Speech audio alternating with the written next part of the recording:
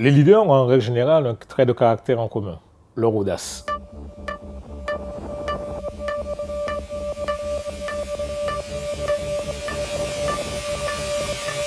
Ce sont des personnes audacieuses, dans le sens où elles savent toujours ce qu'elles doivent décider, comment elles doivent faire les choses, et elles ont cette capacité, au final, à amener les autres là où ils pensaient eux-mêmes ne pas pouvoir aller, parce que justement, ce sont des ouvreurs de voie.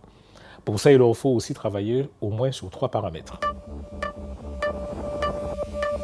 Les 3 attitudes que doit développer le leader sont l'autonomie, sa responsabilité et le sens de la décision.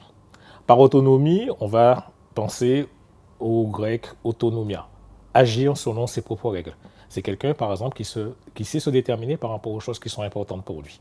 Il sait ce qu'il défend dans sa vie, il sait pourquoi il fait les choses. Le deuxième aspect, la responsabilité. En réalité, c'est quelqu'un qui agit dans sa responsabilité.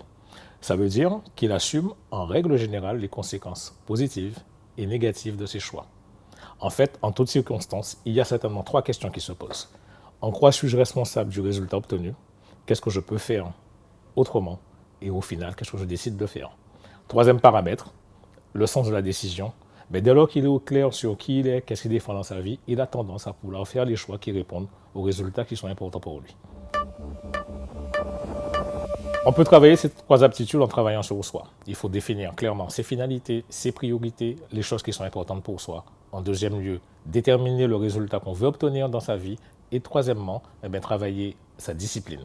Faire les choses qu'on doit faire chaque jour pour se rapprocher du résultat.